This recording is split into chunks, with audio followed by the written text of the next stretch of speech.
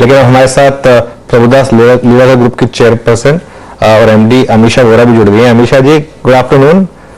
क्या डर सता रहा है मार्केट को? क्या ये एक फैक्टर है मॉनसून को लेकर या कुछ और रिस्क फैक्टर्स है? क्योंकि मार्केट में क्लियरली पिछले कुछ दिनों में हमने ट्रेंड तो देखा है काफी खराब रहा है।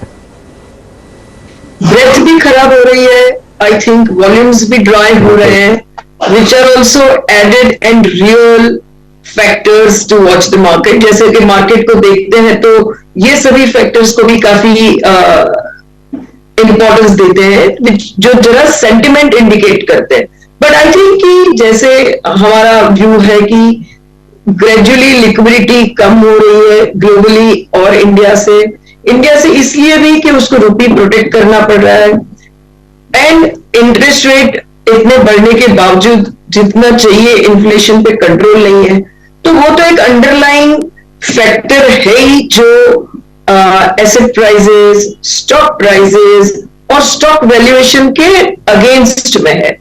वो जो वीक अंडरलाइंग सेंटिमेंट है, तभी जैसे अभी आप बहुत अच्छी तरह से समझा रहे थे कि क्लाइमेटिक चेंज फैक्टर का क्या इम्पैक्ट हो सकता है, या तो हम ग्लोबली देख रहे हैं जियो पॉलिटिकल में some of the developments which are not very comforting, या तो हम कोई बड़ा ग्रुप इंडिया में जो देख रहे हैं कि जिसकी आफ्टर इफेक्ट्स हो सकती है। तो ये सभी चीजों की एक डाउनसाइड मार्केट में एक अंडरलाइन है, तो इम्पैक्ट होती रहती है और ज्यादा होती रहती है। तो अमीषा जी, फिर इस करेक्शन में क्या कैश लेवल रेज किया जाए या एक्चुअली बाय किया जाए? देखिए, मेरा ऐसा मानना है कि मार्केट अभी भी शायद for quite some time range bound ही रहेगी। तो रेंज बाउंड मार्केट में स्टॉक परफॉर्मेंस बहुत ही सिलेक्टिव हो जाता है, तो सक्सेस रेट उसमें आना एक थोड़ा आर्ट एंड साइंस दोनों बन जाता है, और जनरल हियर से बेसिस पर सब लोग कमा लेते हैं वैसा मार्केट नहीं लग रहा है मुझे।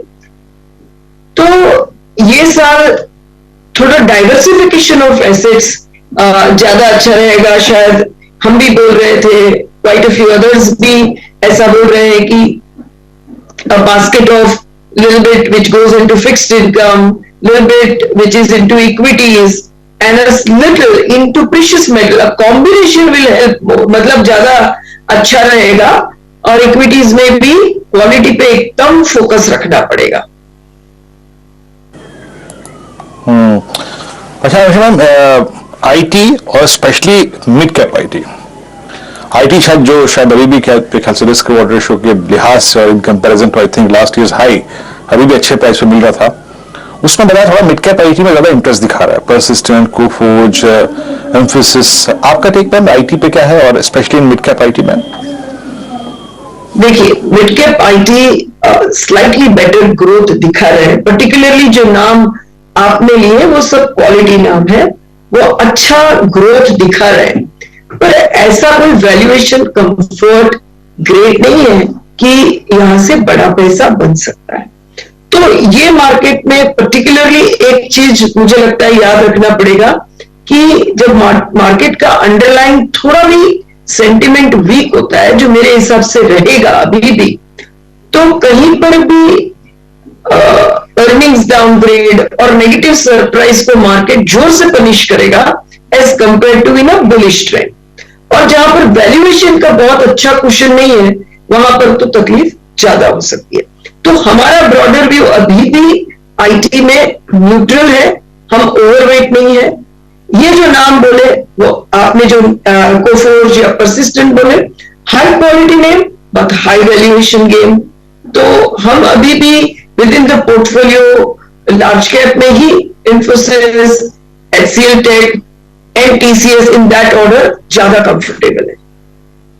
आपने इनफैक्ट कहा था कि इस समय अगर पैसा कमिट भी करना है आपको हाई क्वालिटी में ही रहना है, लेकिन अनफॉर्चुनेटली हाई क्वालिटी में भी अब कुछ सेक्टर्स में थोड़े बहुत डाउनग्रेड्स देखने को मिले हैं। हमेशा जी, अगर इस समय आपको कोई देता है कुछ पैसे, अज्यूमिंग 100 रुपए, कितना आप हैवी वेट्स में लगाएंगे और आपके टॉप 2 स्टॉक्स कौन से रहेंगे जहां पर शायद इस करेक्शन में अच्छा मौका है?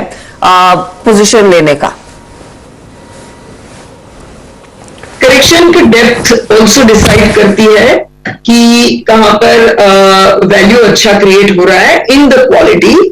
बट ऐसा मैं कहूंगी कि ब्रॉडली जो फॉलिंग इंटरेस्ट रेजिम में हम 40 to 45% large cap and 50 to 55% तक मिड कैप स्मॉल कैप में जाते हैं, ये मार्केट में 60% प्लस लार्ज कैप में आ जाएंगे और 35-40% मिड कैप रहेंगे। That is the broader understanding. उसी के अंदर भी क्वालिटी को अगर देखना है तो जहां पर फ्री कैश का सपोर्ट है, जहां पर रीजनेबल रिटर्न रेशियोज है और ग्रोथ विजिबिलिटी है, वहां रहेंगे। तो वो सब मैं देखूं तो मैं ऐसा नहीं कि पूरा पोर्टफोलियो कोई 2 स्टॉक में डालेंगे, पर जहां मुझे सेफ्टी एंड ग्रोथ दोनों का गुड पोटेंशियल दिखता है, उसमें एक भारतीय टेली है। मुझे लगता है अभी भी ग्रोथ उसमें काफी इंटैक्ट है, both volume growth and price growth. तो ये अभी भी पोर्टफोलियो में अच्छे वेटेज से रहना चाहिए। एंड दूसरा मैं one of the defence stroke capital good stock रखूंगी। नॉट वैल्यूएशन हाई है पर उसमें ग्रोथ मोमेंटम भी काफी जगह बहुत अच्छी है, जैसे कि सीमेंस एबीबी। अगर मुझे उससे आगे जाना है तो मैं पहला जाऊंगी लीवर्स पे, हिंदुस्तान लीवर्स पे। सो ये ऑर्डर में मैं प्रेफरेंस दूंगी। ऑफकोर्स उसका मतलब नहीं है कि पोर्टफोलियो कंस्ट्रक्शन में बैंकिंग नहीं होगा, पर आपने सिर्फ 2 स्टॉक बताया तो मैंने इस तरह से उसको। I get your point. तो भारतीय एयरटेल, HUL और ऑफकोर्स आपने कहा सीमेंस एबीबी कुछ मौके रहेंगे। अच्छा, एक पॉकेट जहां पर इस गिरते बाजार में हमने देखा है कुछ पैसे लगे हैं और इस महीने के पर्सपेक्टिव से मैं देख रही हूं क्योंकि फरवरी में हमने देखा है ज्यादा दबाव ही रहा है मार्केट में, और वो है ये न्यू एज कंपनी और स्पेशली एक स्टॉक पीबी फिनटेक काफी आउट परफॉर्म कर रहा है। अब आज के दिन 9.5% ऊपर, ये इस महीने फरवरी के महीने में 33% तक का इजाफा और इस हफ्ते करीब 18% तक के गेन्स देखने को मिले हैं। तो I really don't know fundamentally कितना बदलाव आया है, लेकिन इस पर क्या कोई खास आपने रिसर्च की है हाल ही में? और सिर्फ पीबी फिनटेक ही नहीं, आप देखिए पेटीएम में भी फरवरी के महीने में नियरली 18% तक के गेन्स देखने को मिले हैं। नायका में भी कुछ पोजीशंस लोगों ने ली, जोमैटो ने भी अच्छा खासा आउट परफॉर्म किया है। Are they coming back into the limelight? यहाँ पर कुछ पॉजिटिव और मार्केट पढ़ने लगा है? Is the worst over? इसमें देखिए 2 चीज है कि stocks in terms of market cap तो 60-70% करेक्ट हो चुके, बट उसी के साथ ये पनिशमेंट के साथ एक अवेयरनेस आता है कि न्यू कैपिटल अवेलेबिलिटी बहुत कम हो जाएगी, या तो मार्केट आपके रैश ग्रोथ विदाउट प्रॉफिटेबिलिटी को वैल्यू करने तैयार नहीं है। जब ये सिचुएशन आती है तो पूरा बिजनेस मॉडल स्टार्ट्स एक चेंज में जाता है। एंड ये लेवल ऐसा है, जो स्टॉक की कमेंट्रीज थी फॉर द क्वार्टरली, वो बता रही है कि कहीं ना कहीं ये सभी मैनेजमेंट्स 1 क्वार्टर या 2 क्वार्टर में प्रॉफिटेबिलिटी पे फोकस लाके टर्न अराउंड की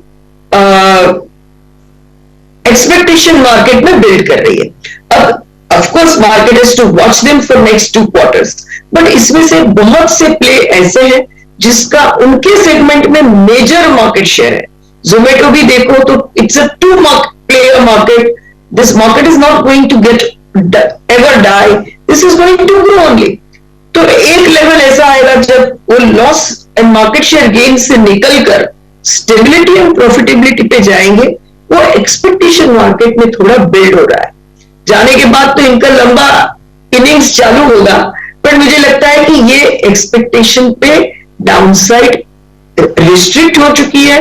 market would be eager to watch them for 2 quarters कि अपना बोला हुआ टर्न अराउंड ये किस तरह से डेमोन्स्ट्रेट करते हैं। बट यस, यहां पर कोई interesting long term play definitely emerge होके आ जाएगी। इंटरेस्टिंग मूव्स आते हुए दिखाई दे रहे हैं। अच्छा, जोमैटो की बात की तो मुझे वीरू ये पूछना था आपसे, आप हर रोज टिफिन लाते हैं घर से कि कैंटीन का खाना खाते हैं? नहीं, मैं टिफिन लाता हूँ हर्षदा, यकीन मानिए। आजकल थोड़ा सेहत पे जोर है तो आज पपाया से काम चल रहा है आजकल, आप यकीन मानिए। और किसी दिन जब टिफिन नहीं ला पाए तो if you are asking this question, if you are asking नहीं, बट मैं समझ गया आपका हर्षदा प्रश्न अल्टीमेटली किसकी तरफ ट्रिगर्ड है, दैट जोमेटो से क्या मतलब आपसे प्रश्न है। बट हर्षदा मैं आई थिंक एक बड़ा अच्छा डिस्कशन सुन रहा था, मैं कहता था कि आम आदमी की धारणा यही है अगर जोमेटो पे जाता है तो वो एक बार प्राइस कंपेयर स्विगी पे भी करता है। ये आप मानती कि नहीं मानती बात? ब्रांड लॉयल्टी प्राइस की है, मतलब लॉयल्टी प्राइस की है, ब्रांड की नहीं। आप मानती है मेरी बात? ये नहीं वीरू, मैं वैसे मैं कंपेयर नहीं करती। जो रेस्टोरेंट जिसपे कुछ ऐसे रेस्टोरेंट है जो सिर्फ स्विगी पर है, कुछ है जो सिर्फ जोमेटो पर है, लेकिन मुझे आदत है स्विगी पर ही ऑर्डर करने की, और अगर उसमें नहीं मिला कुछ फिर मैं जोमेटो पे जाती हूँ। तो मेरे ख्याल में वो सर्विस की लॉयल्टी है। I don't know price loyalty है या नहीं। कौन बार बार दो दफा चेक करेगा वीरू? भूख लगी है तो जहां पे पहले मिले उसी में ऑर्डर करेंगे ना। होता है हर्षदा, हम लोग यहाँ से जब कभी बिरयानी वगैरह ऑर्डर करनी होती है ना, अब यकीन मानिए देखते हैं ऑफिस के लिए। हाँ वीरू, क्योंकि वो तो बल्क में आ रही है ना, तो उसमें अच्छा, तो ज्यादा लगेंगे। ये बात है। हाँ अच्छा, अब अमीशा मैम से एक सवाल और लेते हैं। मैम मुझे याद है अच्छी तरीके से आपका एक बताया हुआ स्टॉक, लेकिन मेरे ख्याल से अब वो आपकी कवरेज लिस्ट में नहीं है। मैं उसको रिपीट नहीं करना चाहूंगा, बट मैम इंफ्रास्ट्रक्चर में कोई छोटी कंपनी कंस्ट्रक्शन में, रोड कंस्ट्रक्शन में अभी कोई रडार पे आई है या फिर जिससे मैनेजमेंट से इंटरेक्शन हुआ हो आपका? अभी तो आई थिंक जो मैंने लास्ट समझा था वो हमारे कंस्ट्रक्शन में है, आई मीन कवरेज में है नहीं, पर जो मैंने थोड़ा समझा था इंटरेक्शन में, तो नागार्जुन कंस्ट्रक्शन में ऐसा थोड़ा समझ में आया था कि 2 साल में दे आर एमिंग कि डेट फ्री हो जाए। अगर ऐसा कहीं कुछ ऑर्डर बुक अच्छा है, वर्किंग कैपिटल अंडर कंट्रोल है, और धीरे धीरे अगर कैश फ्लो से डेट रिपेमेंट करते हैं तो यहां पर एक अच्छा बिजनेस मॉडल वापस रीइमर्ज हो जाएगा। बट मैं आपके एक अगले पॉइंट पे कहना चाहूंगी, जब आप जोमेटो और स्विगी की बात करते थे, ये मार्केट में बिजनेस मॉडल्स को रिस्क कहीं पर से भी आ सकते हैं।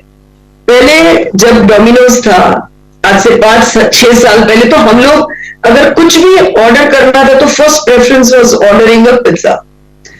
तो जोमेटो और स्विगी आने से उन दोनों की तो कंपटीशन चल ही रही है, बट अगर आप देखो तो रियल कंपटीशन वो डोमिनोज को भी हो चुकी है, क्योंकि हमें सिर्फ पिज्जा ऑर्डर करने की जरूरत नहीं, हम कुछ भी ऑर्डर कर सकते हैं। And that's why their same store sales growth is so curtailed in past few years, क्योंकि चॉइसेस बढ़ गई। तो ये काफी हद से कंपटीशन दे रहे हैं अलग अलग बिजनेस मॉडल्स को। काफी इंटरेस्टिंग दरअसल एनवायरनमेंट है, और स्पेशली न्यू एज कंपनियों में। बस आप थोड़ा सा पेशेंट रहिएगा, लेकिन यहाँ पर अब होपफुली प्रॉफिटेबिलिटी की तरफ ये कंपनियां बढ़ेंगी। बहुत बहुत शुक्रिया Amisha ji, have a great weekend, pleasure speaking to you, और उम्मीद है अगली बारी जब आपसे बातचीत होगी मार्केट के इतना मुंह सड़ा हुआ नहीं रहेगा, और थोड़ी सी तेजी की भी हम खुल के बात करेंगे। बहुत ही रिस्ट्रिक्टेड जोन में दरअसल मार्केट ट्रेड करते हुए। चलिए, तो आखिरी 15 मिनट बचे हैं इस समय।